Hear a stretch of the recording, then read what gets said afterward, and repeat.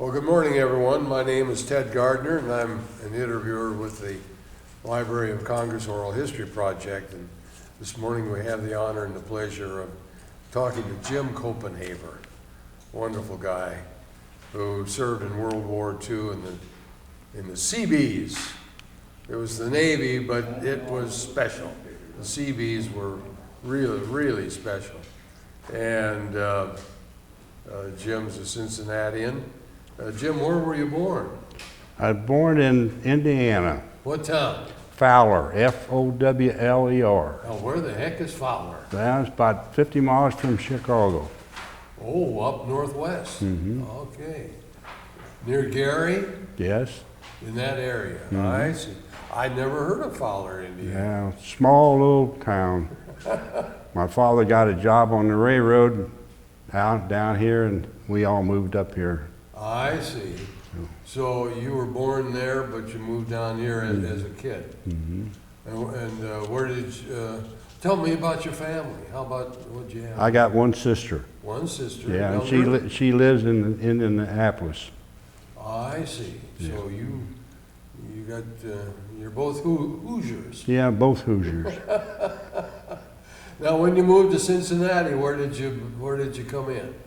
We went down on Riverside, down there by the Lady of Petrol Help Church down there in Sedansville. That's where we was at. I see. And you always lived there? Yes, we lived there when the war started. Matter of fact, I was in the show down there by old Bullface Park down there. You probably heard of that place. I've heard of that. And we sitting in there and watching the show, and all once the lights came on, and they said that we was the war with Japan. There was the attack, and of course nobody knew where Pearl Harbor was, and we thought they was fighting over some girl. What's that? You know?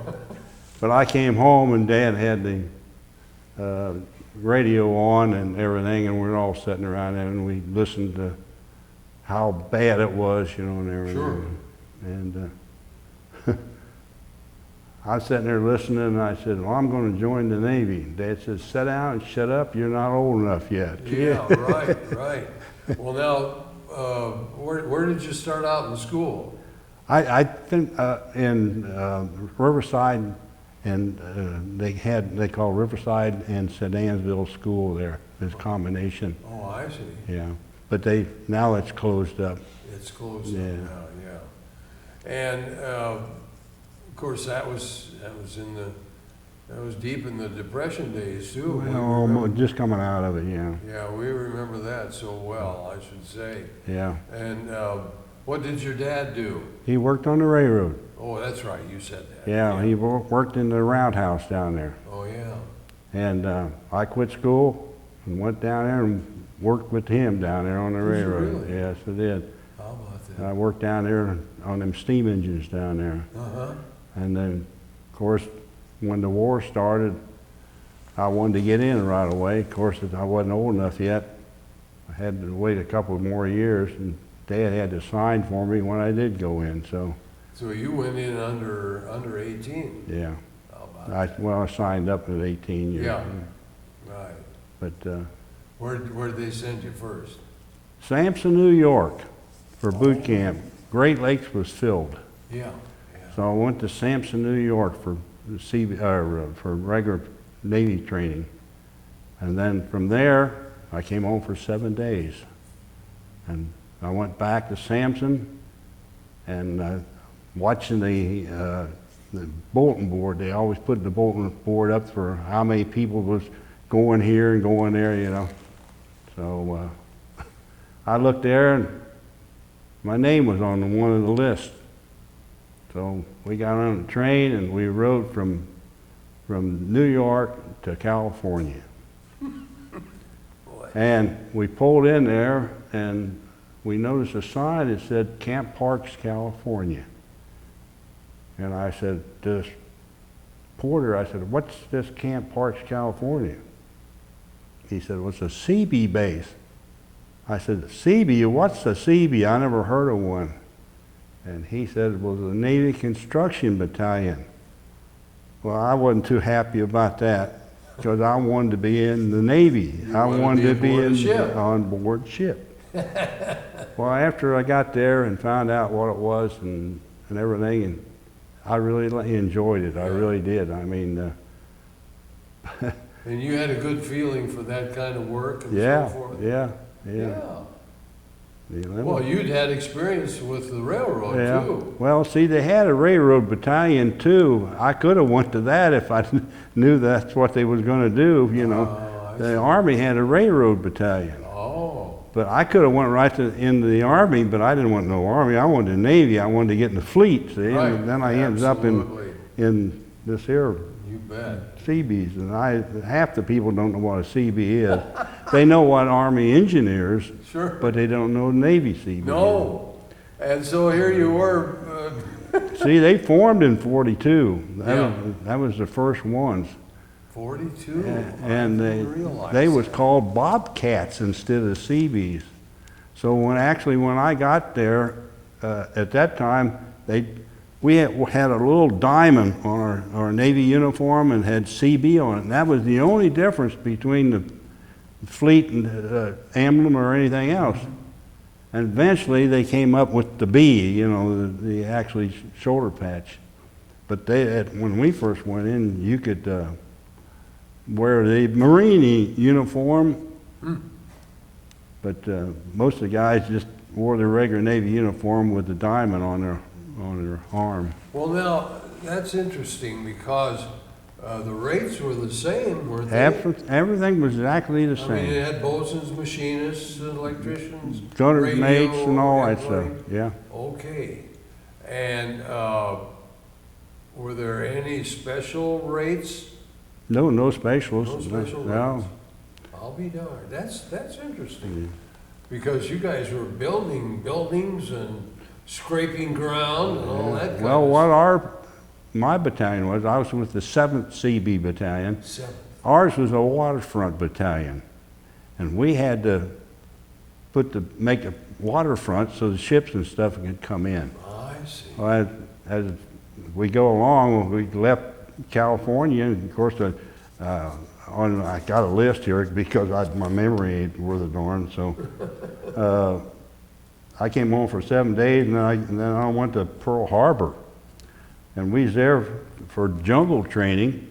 Now, wait a minute. You were at Camp Parks. That's where you started out. Yeah, Camp Parks, California. That was a CB camp. Yes. Okay. And then we went down at the pier, got on the ship, and headed for Pearl Harbor. So we went to Pearl Harbor, and we had to go for jungle training down there in Pearl Harbor. So they showed us how to build huts and how to survive out in the jungle. Sure. And one day they were spraying our uniforms, and I asked them, how come they're spraying our uniforms? They said, well, we're going to a snake-infested island. I said, oh boy. Oh, brother. I said, I'm more scared of snakes than I was Japanese. Let me out of here. But it wasn't. I saw 2 of them, I think, and that's about the only snakes I saw. A good thing. All right. But from there, we went on to Anahuac in the Marshalls. Oh, yeah. But we didn't do nothing but stop there. And then we went to Saipan, and we landed at Saipan there. Of course, the island was already secured. The only thing was still snipers and stuff. Right. But we was there, and we went over to the airfield that night, one day actually, and they was loading up incendiary bombs in the B-29 planes. And we was right on a bluff. We could look out over the ocean. Mm-hmm. And we could watch these planes take off, one after another, heading for Japan to bomb Japan. And they dropped the incendiaries over there trying to burn them out. And one of the planes blew up as they was leaving. They got out over the ocean, and all at once it went poof, and that was the end of that plane and all the crew. So we was just over there, looking at the planes and talking to the pilots and stuff. And yeah. Then we came back, and we looked at what happened, and we couldn't believe it. And all at once, the whistle blowed, and we ran up there to see what was going on. The guys blowing a whistle, you know, everybody that come there. And they said that the Japanese was planning on retaking the island. There was going to be paratroopers come in. And so we all went up there and took our helmets off and went up there, and they dumped 2 boxes of ammunition in the helmets. And they had the Marines, they was getting their pillboxes all set up, and gun replacements. And we was on one side and they was in another place, and we was all laid out there overnight and nothing happened anyhow. So After all that. yeah, all that problem. But we was all ready for them if they did come in. But Yeah. we never.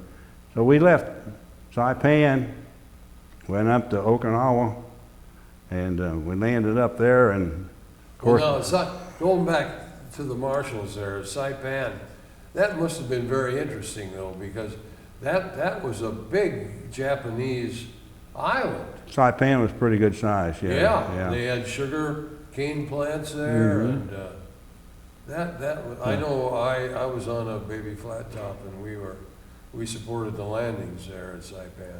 Oh, that's where the suicide cliff was, if you remember, where they threw the Did you children. get to see any of? I saw the cliff, yeah. I saw the didn't cliff. see the people down No, I know they'd brainwashed them. Yeah. Like we were going to rape them and murder them Yeah, and so forth, yeah. which was not true at all, of No. course. Well, that I know that's a part of war that's just unbelievable sometimes. So how long were you there at Saipan? Now We was only there a short time. We Okay, March. didn't build anything or anything. Oh, okay, I got you. That was the first time we was around any Japanese at all, and every time they turned around, somebody was shooting nothing Japanese someplace, you know. At nighttime, you know, bang, bang, bang, and post number 3, more ammunition and all that kind of Sure. stuff. And Well, that was amazing because those islands, and particularly Guam, I think, I think the last guy, Japanese they found on Guam, had been there for 30 years Yeah. or something like that. can you imagine some GI that being there? It's 1 month to go by, and he'd want to know where everybody was at, you know. I know it. Oh, my golly. It wouldn't be no 30 years, that's for sure. Well, now tell us, Jim, tell us about your accommodations, so to speak. Oh, When you were on shore, did you have Quonset huts or what were yeah, they? we had Quonset huts Okay, most of the time, if it was the main base. yeah, But most of the time, we had tents, and okay, that's what we were. yeah, 8-man tents. And I got some photographs of our first campsite on Okinawa there. And just a camp cot for Yeah. a bed? Yeah. And of course, we had the monsoon season over there.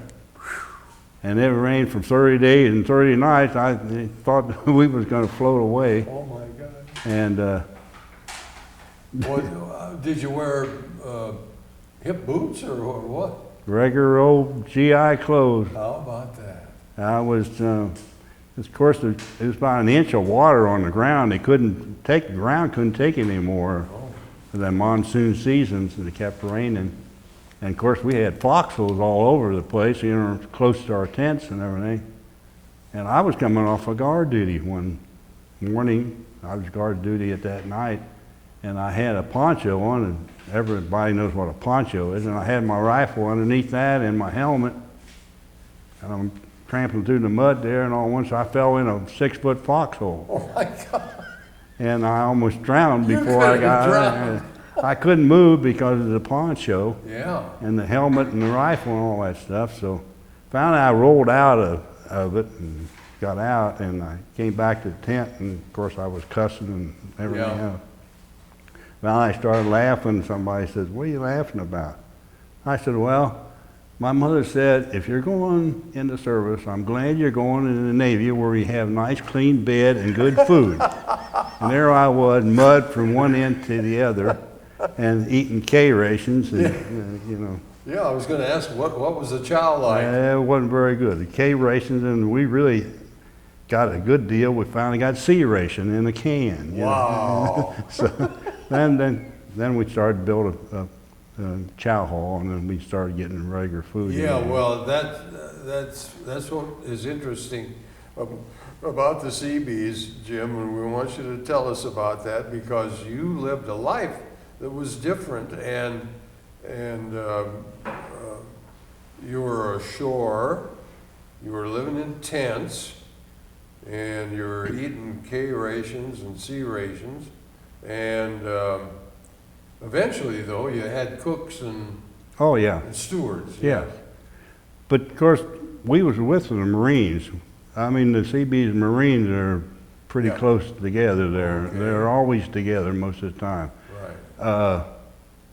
Like some of them guys in a battleship, they blow them up out there, and then we have to, have to go in and fix it.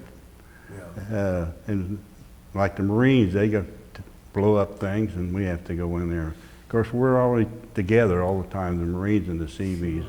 And you had big equipment, didn't you? Oh yeah, we was one of the best equipment battalion that left there.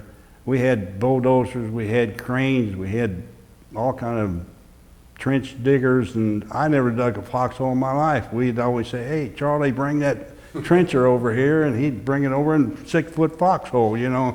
And we never had to dig nothing with a No. trench shovel or anything. How about that? Yeah. Well, now, when you came out, for example, when you came out of Parks, Camp Parks, what was your rate? Did you have a Seaman, Seaman? yeah. Seaman rate, and then what did you progress? I didn't. I stayed right where I was at. You were a Seaman? Yeah. Seaman first? Yeah. Yeah, good. But you were getting all that great experience. Yeah. Thanks, but no thanks. Well, now, it says here, you were on Saipan from the 6th of March Mm-hmm. to about the 29th of April when you went to Okinawa. And, oh yeah, now Okinawa, of course, had that terrible, terrible storm. Yeah. It just about wiped out the island, The didn't it? typhoon, yes. That typhoon. Matter of fact, I think it was 2 of them. The first one wasn't as bad as the second one. The second one was really bad. Yes. We had these tents, of course, and once it started getting so bad, and guys was with me, the tent pole broke and it came down, and somebody said, "Is there a tomb open around here?" Okinawa's got a family who's got tombs that's built in the side of the hill, and they got steps inside there, and they got steps in there with jars in them, and the people put their dead in there. Mm-hmm. Well, I said, yeah, and I said, this one fellow, I said, yes, there's one open down the road here a little bit. So we actually crawled, we had to crawl, and the water was coming off of there and just stinging your face so bad you couldn't hardly see where he's going. And we crawled down there to this tomb that was open, and there was somebody in the front door there. And I said to this fellow, "What are we going to do with him?" And he said, "Well, we're going to toss him out. He's already dead." So we took him out, and we crawled in there, and we spent in there all that night. And well, it was concrete. It was just like a bunker, Yeah, it was right. safe. There was Quonset hut pieces was flying through the air, cutting trees and stuff down. And I mean, there wasn't no place for a human out there. Oh, So we crawled in there, and I don't believe in ghosts, because if there was any ghosts, they would have been moving that night because of the storm, and we're sitting in there trying to sleep and everything else, and golly. soaking wet, and Oh my gosh. but that was the experience. We always laughed about that, and Now that lasted for a couple of days? yeah. Yeah. And after it was over with, they called and told us, "There, you got plenty of lumber. Build yourself a house," And so Right.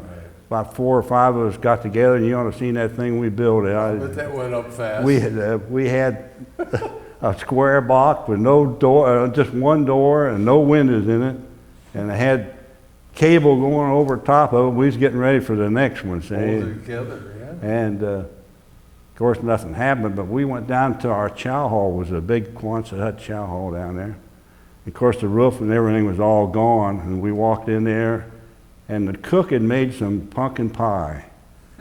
And there was pumpkin pie set there, and we had opened up a can of Vienna sausage, and we had pumpkin pie and Vienna sausage. We had to dump the salt water out of the top of the pie, though, to eat that. What a feast. So that Oh, was my really- golly. Now, you know, of course, the thing about the CBs, and you, as you say, you work closely with the Marines. You were kind of following the Marines in their destruction, weren't you? Yeah, And cleaning things up. Yeah. And, well, when, for example, when you left Saipan, you left a number of buildings there and so forth? no, we didn't build nothing there. Oh, you didn't build No, anything? in not a Saipan? thing. Okay. It We was lo- Okinawa. Okinawa was where we actually landed and done everything, you know. I see, okay. But first, when we first hit Okinawa, we had to build pontoon docks. We had the pontoons, and we had to, Sure. yeah, we had to bring them and make the docks so the ships can come in and unload and supply the Marines and the Army. And after that, we finally, after the island was secured, we built permanent docks. I guess they're still there.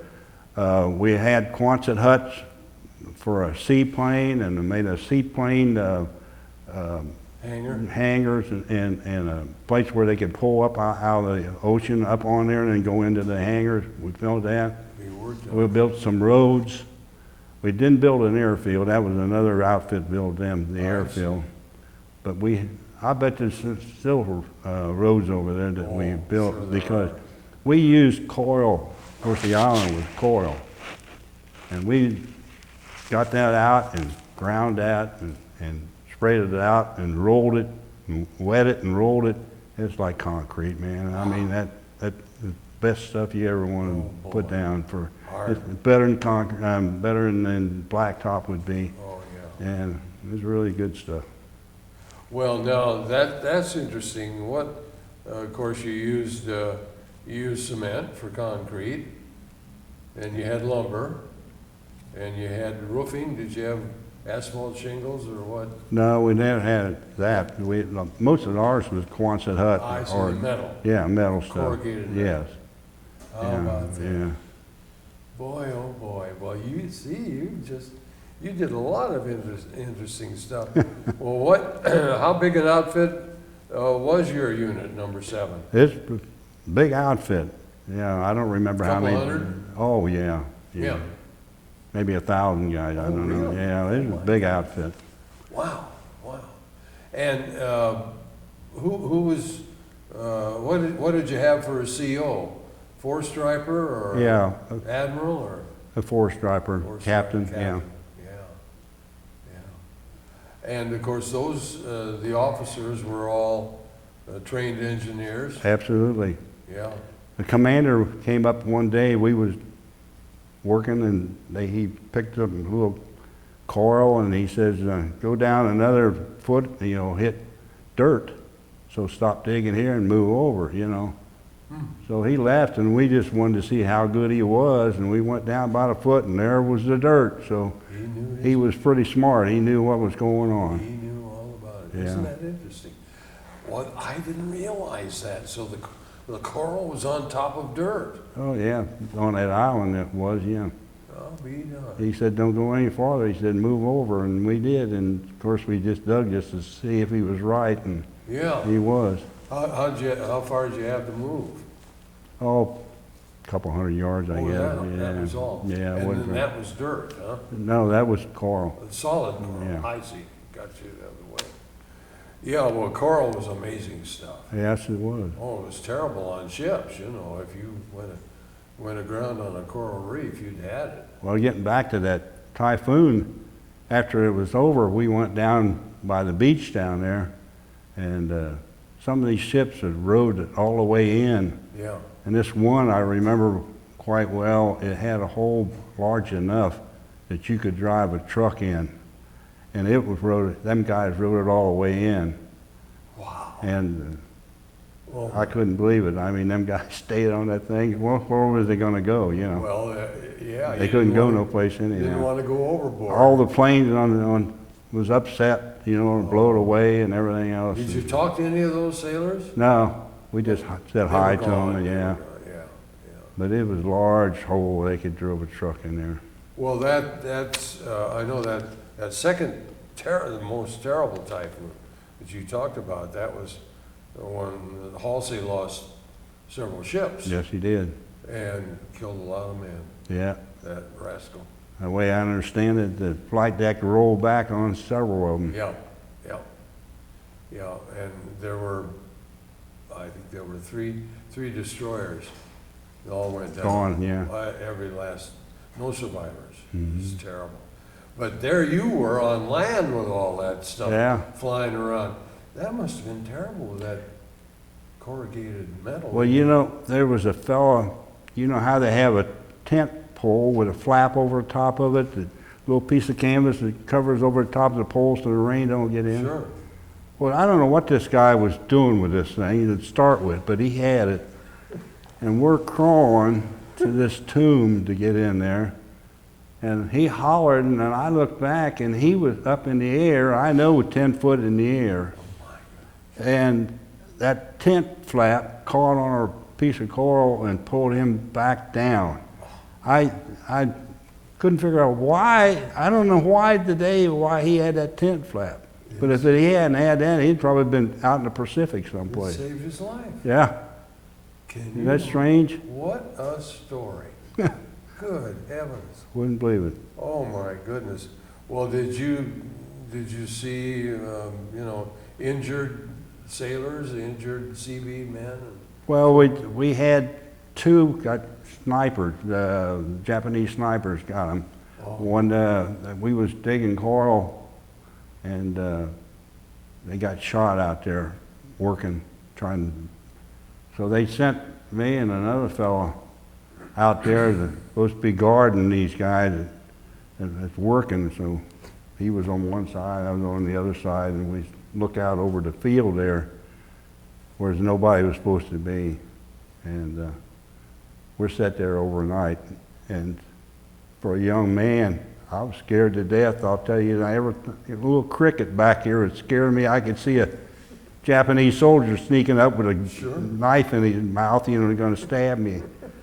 But it never happened. But, thank God for that. Thank goodness. Yeah. Nice to have you with us, Well, that's just amazing. You're relating CB stories and experiences, very important, Jim. And now let's see here. You got on here. Okay, Okinawa, April 29th, for 10 months. Were you there that long? That's a long time. Yeah. Wow. So did you go clear across the island? Well, yeah. So after it was all secured and everything, we got in the truck and we went to Naha. That was the biggest town there. And of course we saw the bombed out buildings and all that kind of stuff. Did you interrelate at all with any of the natives? Oh, no. We weren't allowed to talk to them or nothing.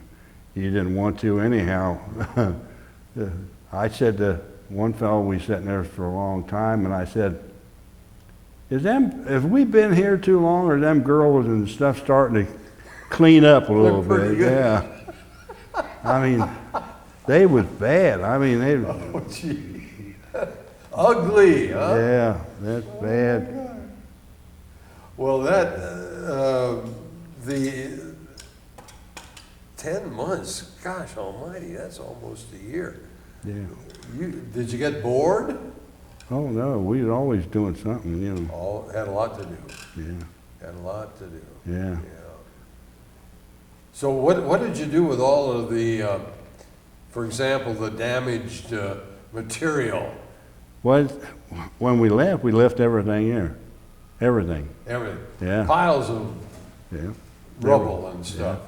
We used a lot of the old equipment and everything. We used that for like a breakwater. And then, of course, we had pilings. We drove pilings down and had coral to bring in there to make the permanent docks. And we used the old equipment and stuff to lay it out there. That way it'd help not wash some of the stuff away.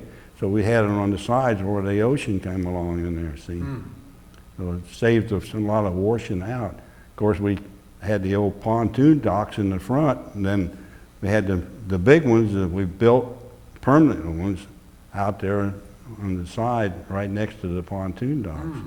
But that went a lot farther out in the bay. The bay was Buckner Bay. That's where a lot of the battleships and everything pulled in out there. Yeah, that was a big harbor, wasn't it? Yeah.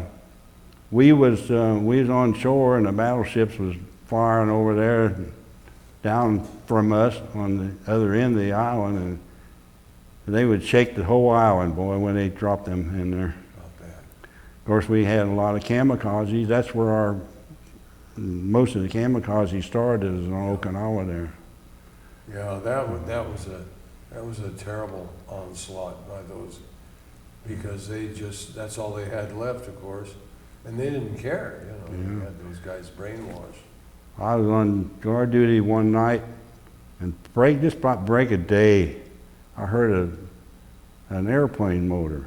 Matter of fact, we had an air raid the day before, and then I heard an airplane motor that morning, just breaking day, and I kept following the sound of the motor, and I was looking up pretty high, and it wasn't. It was a seaplane that came in with the air raid we had, and he landed out someplace on the island, and he took off. He was radioing Japan. They said they could hear him, and he took off that morning, and I'm watching it, and he was skimming right across the water, and he piled it into one of the ships, one of our cargo ships out there, and blew the heck out of it. Gosh. And what was strange, one of our officers knew a guy on this ship. So he went out there the day before and met him and had lunch with him and everything. And they found out there was another buddy of theirs on the other ship. So both of them went over there to the other ship. And that's the only thing that saved them guys, my officer and the ship's officer, because it hit right in the wardroom there, and they claimed they found a piece of his hand. He was only about 12 years old flying this plane. So they was down pretty low for pilots and stuff, I guess. Isn't that something? Yeah, that was a desperation type of thing, and that's all they had, and they knew that they would never come back. Yeah. And I'm fascinated by, I wasn't in the Okinawa campaign. By that time I'd been transferred back to the States, but I've read a lot about it, and what a terrible campaign it was, and very lengthy, very long period of time. Well, you were there for 10 months. Yeah. Gosh almighty. The way I understand it, they lost quite a bit of people there. Oh, yeah. That's one of the reasons why I think the President Truman, he said that he didn't want to lose any more men. That's why he gave the okay on dropping the bomb. Yeah. And of course, being on Okinawa, that was only 400 and some odd miles away from Japan. And what's neat, they dropped it on my birthday, August the 6th. So I got a bang out of that. Yeah. But we had a little tent, had one little radio in it, and we went down there and we listened about dropping this bomb. And he was talking about how bad it wiped everything out and everything, and everybody said, "What's the atomic bomb? What kind of bomb we got that wipes a whole city out?" Saying, you just can't imagine, you know. Now, did you get ashore in Japan? Yeah. You did? Yeah. We went up after Ireland was secured and the war was over, we went up to Kobe, Japan. Uh-huh. That was a shipbuilding place in Japan. Yeah, that's a big city. And we had to wait until a Japanese pilot came out and took our ship in there. Of course, from then, I was out of the Seabees, and then well, I was still in the Seabees, but I mean, it was a way getting home. And they brought a bunch of us up in Japan, and we caught ships coming back home. And we went up to Kobe, Japan. And I caught a YMS, a yard minesweeper, Yeah. 180-foot wooden ship. Mm-hmm. And that's what I came home on. It took us over 30 days to get home. Did you stop at Pearl on the way back? Yeah. Yeah. But we had to refuel every third day at sea. Oh my God. And we had to refuel off of an LST. I think it was 3 LSTs and about 4 of us minesweepers. For heaven's sake. And I think I was sick all the way home, I think. I mean, I think we should have got submarine pay. We was underneath the water more than we was on top. But we came home and went in the Golden Gate Bridge. I'm sure glad to see that again. Oh, baby, looking good. Yeah. Well, And what I laughed about, there's Alcatraz there, and they had a big sign, "Welcome home, job well done," you know. We laughed about that, welcome home. oh boy, I'm telling you, that is funny. Well, now, that's interesting about your YMS, because a wooden ship like that is part of what they call the splinter fleet, you know. Because I'd been on a wooden ship earlier in the war. But anyway, was that a pretty flat bottom type of a vessel? Not really, no. Not as bad as, Not like the LSTs. Uh-uh. That's good. Well, at 180 foot, you couldn't get too flat anyhow. Wouldn't make any No. difference. But if you knew anything about minesweeper, what they was reading was wood, and it's so you wouldn't attract these here electrical mines that was out there. And they had a big hammer on the front. I never swept with them. This is what they're telling me. I never knew. All mine was come home was like a taxi cab. That's all mine. But they told me this hammer, they had big generators on board ship, and they'd start them up, and they'd have this big hammer would hit in the bow of the ship, was metal up there, and they would throw radio waves out and would explode these electrical mines. Oh my God. And and they said when they swept, they put things out on each side and had cables on it, and they drug it, and they get mines that way. And then as they cut them, then they had to fire at them at the horns. They had horn mines. They'd shoot them and then blow them up. But the minesweeper was wood because they wouldn't attract the electrical mines. Right, right. Non-conductive. Yeah. Well, yeah, minesweeping was dangerous doing. Yeah.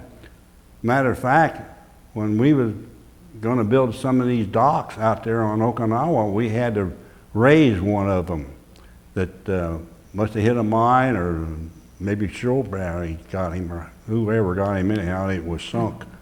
And later on there, I was on a minesweeper coming home, you know. Get me home, baby. I came on a rowboat, wouldn't make any difference.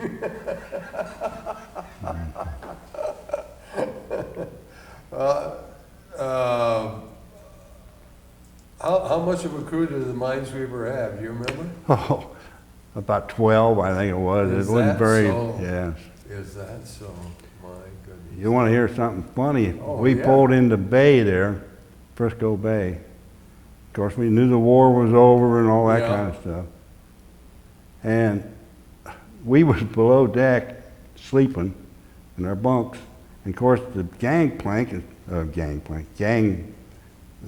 way went right up in the middle of the chow hall upstairs. And the captain came down, who was a Lieutenant J.G. And he'd say, "All right, guys, let's go." And he'd hit you on the leg, you know, yeah. You know, put your leg out. Yeah. Well, he went up and pulled battle station alarm. And of course, when that goes off, first thing I thought, we're getting rammed. You know, we're in Frisco Bay. I knew it was Frisco Bay. You know, I thought, I can just see here comes some big old boat down through there, and he's going to ram us. And I'm below deck in this wooden ship. You know. Well, we come popping out of there, and he's sitting there laughing. You know. Oh. Well, we come popping out of there, and he's sitting there laughing. You know. Well, But that was funny. Oh my gosh, I should say. Well, that, you see that, you've had such unusual experiences, you know, being a CB and being on Okinawa and then of all things, a minesweeper. Now, when you hit San Francisco, though, you were through, weren't you? Yeah, You were separated there, were you? yeah, San discharged. Francisco? And then they sent you back on train to Indiana, to Cincinnati. You came into the Union Terminal down here? Isn't that something? Yeah.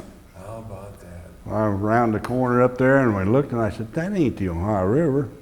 You know, it can't be, it's too narrow, you know. Yeah. Of course, after seeing all that other water, the Ohio River looked pretty small, you know. Of course. And I said, well, kept driving on the train, you know, and I said, yeah, it is, Sue. It is the Ohio River. And it looked like a little stream to me after a while, you know. But no, we pulled into the Grand Central Station up here, and it was really nice. And Yeah. Mom and Dad was there, and my sister and everything. It was really Isn't neat. that wonderful, I should say. Yeah, well, Jim, it really is it's just wonderful to hear your story. And you performed great duty, and I know that the CBs don't get enough recognition, actually, but there have been a couple of books written about the CBs. The way I understand that, I saw a thing on television, boy, the CBs now is oh God, much better than what we had, you know. They're training right with the Marines at all times. Yes. I don't know if you want to call it backup or what you want to call it, but they're trained exactly as the Marines are anymore. Plus, they know how to build. And that's the main thing. That's right.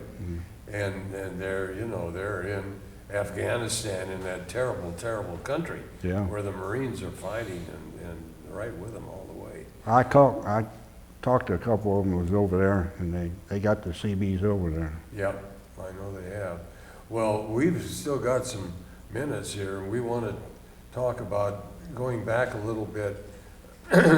You were at Sampson. Now, I think you're the first person I've interviewed that went through Sampson. Everybody else around here went through Great Lakes. Great Lakes. Mm-hmm. What was it like when you first, you were a raw recruit, and Yeah. all of a sudden you're moved from Cincinnati, Ohio to upstate New York? Yeah. What was that like? Yeah. That's boot camp. You know what boot camp was, and you had to learn how to do all that kind of All stuff. the basics. Yeah. Yeah. Swim and Sure. all that, dive off there, jump off of the tower and all Yep. that kind of stuff. Yep. And just the basic Navy training. Of course, we had the lake up there. There was a lake up there, and we had the row the boats, and all that kind of Small stuff. craft and all Yeah. that. Well, I know I went through boots out in San Diego, and I look back on it now. I loved it. It was great. Well, lucky I was up there in the summertime, and they came it pretty rough up there. In the wintertime. So I lucked out there anyhow. 8 feet of snow up there. Yeah. Well, But now it's the way I understand. I don't think they still got it, but after the Navy left up there, it became an air base, an air station up there or something. Is that right? Yeah, that's what I good. understand. What lake was that on? Do you remember? I don't remember what it was. One of those big northern Yeah. New York lakes. Well, we had that experience at Boots, which was really amazing. And I know the buzz went through Boots too, but that was an experience. How do you feel about your service? You gained a lot from it, didn't you? I gained a lot from it, but I don't think I did anything. I really ashamed to come here to talk about it. Oh, no, that's not right at all. I mean, Anybody that served. most people gave so much more. Well, that's not your fault. Well, But no. you served, and you gave the time and your devotion to your country and everything. That is so important, Jim. And don't ever put yourself down for that. Well, I tell you, when that honor flight, you've probably heard of that. Oh, I was on it. I went on, and we went up there for that, and that's a marvelous Isn't thing. that memorial something? I think it was a great thing. It came a little late, but we finally got it. Yeah, and you know, all the politics they had to Yeah. go through to get it there and everything, but no, I think that World War II memorial is without a doubt. Or when we went up there, Bob Dole met us, Yes, and everything. Yes. It was a long day. it sure was. Starting dark and ends From up dark to dark. dark the next morning even. Oh, yeah, and, and you had you were on the bus to the Yeah. airport, and now did you fly out of Louisville or out of Yeah. Dayton? Louisville. Out of Louisville, yeah. Was Bob Burkhart on that trip, the guy that runs the honor flight here? I don't know. I don't remember who it was, I don't but the mayor of Cheviot was on our flight. Oh, he was? He was one of the caretakers. Oh, Yeah. that's interesting. Yeah. And for those of you who don't know about the honor flight, this is a wonderful operation where World War II veterans are taken free of charge to Washington, D.C. to spend a day and see the wonderful, incomparable World War II memorial. And, when they started that, a man in Springfield is the guy who started that and realized that so many fellows would never get there on their own. I would never made it. I don't think I would have either. I don't think I would have either. No, that is just an unforgettable experience. And as you say, in meeting ex-Senator Bob Dole, who was a great war veteran himself. Yeah, And he was so friendly and kind. yes, he was. Yeah. And he really was a pusher for getting that monument. Yes, he was. Memorial. He was very, very, very involved in it. And now let's see, what else? Going back a little bit, I know that you've skipped over a lot of stuff, but Camp Parks, for example, Southern California. Now, here's another experience for a kid. I mean, you'd come from upstate New York. Well, see, we had regular Navy boot camp, and then we had to go through CB boot camp. Yeah, right. Well, that's, of course, that was, for rifles and mortars and all that kind of stuff, besides the equipment and, bulldozers and stuff like that we needed. Tell us about the armament you had. What kind of a rifle did you get? I carried a not Springfield, but a carbine, M1 carbine. Okay. Until we got over on Okinawa, and then I went and asked for an M1, and they didn't have any more M1s, so they gave me a 1903 Springfield. Of course, that was a bold action, but of course our outfit was with the 1st Marine Division, and then Marines tried borrowing anything to try to get that rifle away from me, because they used that for a sniper's rifle. It was that accurate. Oh, I see. And they begged, borrowed, and say, I'll give you this M1 for that, and all that kind of stuff. And I said, no. Did I you couldn't. bring that thing home? No, I didn't bring it home. Yeah. They wouldn't let me. Wouldn't let you do that. No. Wouldn't let But I did send a Japanese rifle and bayonet and stuff home. My son's got that now. Good. So, Well, you have those things. yeah, he's got it. Yeah. Well, that CB boot training, now that was a combination of construction and Navy armament and so forth. And what kind of accommodations did they have there at Camp Parks? They had pretty good ones. Yeah, they had Quonset huts there, but they was, with good floor and everything, and it was pretty nice. Yeah. And of course, you were ashore, so Yeah, you know, the chow was pretty good. yeah, And so forth. yeah.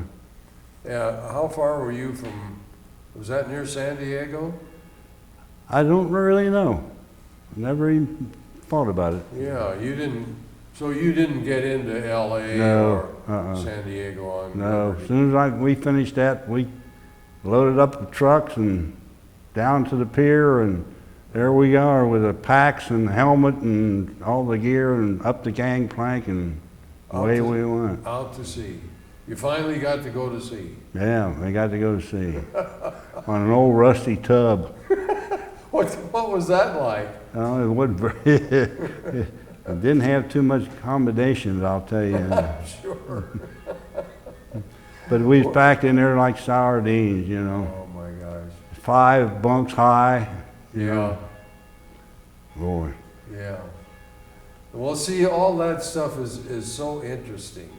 Now you're so modest, but your family and your friends who see this, they're just going to laugh and just say, "Oh, Yeah, isn't that wonderful?" They'll probably About laugh Dad, at me, about- that's for sure. About Grandpa, about Uncle, whatever, you know, all the things that he did.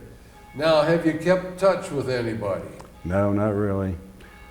See, when I was on Okinawa there, I decided to turn Catholic.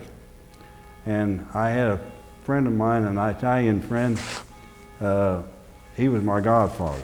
Oh, that's it. And we never kept touch with one another, and here just recently I've been trying to find him and see if he was still alive. And never have got a hold of No him. luck. No. I'll be done. Well, I can understand because, you know, the way we're dying these days pretty rapidly, but the Seabees being a fairly small operation in general, you know, you wouldn't have much of a chance to have reunions No. or anything like that. They used to have a couple of them, but they're usually out in California sometime. Yeah. And I was still working, and I couldn't go to them kind Right, of places. right. Now, since I'm retired, I've been retired since '91. I could do it now, You but could go we ain't anywhere. ain't had any But reunions. they're not doing it. No, Right, they don't right, do it right. anymore. I understand. Well, the interesting thing, you told me something that I didn't know, and that's about that they were called bobcats. I wonder how they came up with that. Well, the way I understand it was the island that they went to, Bora Bora, was, they went to the first, that was the first one. Oh, down there. And they Samoa. call it, where they picked up, I don't know where they picked up the name Bobcats, but that's what they said the original ones was. I see. If you remember, the reason the CB started, they got all the construction people wherever they was in the United States to come into the Navy, and that's how started the Seabees. All kind of electricians and bulldozer operators and all that, Right. anybody. And of course, most of them was older men, you know. Yes. I was just a young man when I went in there. Sure. But that's how they started the Seabees. They found out that, see, they started out, they had regular civilians going overseas, and the Japanese decided, well, if we get them civilians, then that would stop all of the construction on the island, you know. Sure. So they would try to kill them guys off. Well, then they started the Seabees, so they trained us fellas. We could build and we could fight. You know. Right. So Right. Well, I think that's just it is so interesting, and what you experienced, boy, oh boy, as a young man, all of a sudden you're taking on all these strange places and Yeah. strange people and strange operations and everything, and how that has affected your life. Now you came home and what happened? Did you have a girlfriend here? oh In yeah, Cincinnati? yeah, but didn't pan out. That didn't happen. Well, tell us about your family now. How you what have you been doing since, Well, I got married, and I had one son, yeah, and he had 3 children. I got 3 grandchildren, and one of my granddaughters had a little boy and a little girl, so I got great-grandkids now. great-grandpa. Yeah, great-grandpa. Oh, boy, that's what. Is everybody here in town? Yes, well, yeah. Pretty close. Mhm. Well, that's good. You get to see people? Oh, yeah. Yeah. What did you do as a civilian in your career? I finally ended up as a supervisor for Green Township Road Maintenance. Oh. I spent 18 years with Green Township Maintenance. I'll be darned. Yeah. So your service helped you a bit on that too, didn't Oh, it? yeah, well. Served you well. Yeah. That's great. Well, we, as Buzz knows, and you know, we have in that Hornet Breakfast Group, we've got, I would say 70% of the crowd is from Green Township. Yeah. But, and of course that's a wonderful part of Cincinnati with a great tradition and everything. So you were out there managing those people laying the hot asphalt on a Yeah. hot summer day. Yeah.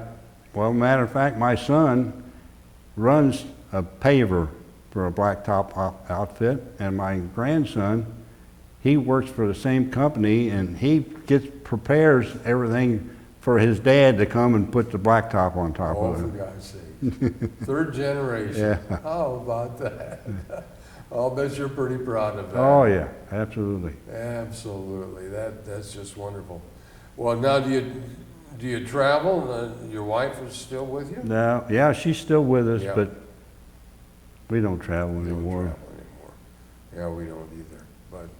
But, well, I'm telling you, Jim, it's just been a wonderful experience to get to know you and to hear your story. And as I say, everybody's got a story, and it's important that we've got it on record now. And you're going to get that DVD, and you're going to sit down at home with your family and laugh and Yeah. have a good time with it. But you see, a copy of this will be kept here at the archives of the Cincinnati Public Library, and a copy at the Library of Congress in Washington. And you've got the DVD, and no matter what you say and how you feel about it, you're on record forever now. It's been a great pleasure. Thank you, sir. And an honor. And Thank you. for coming in, and God bless.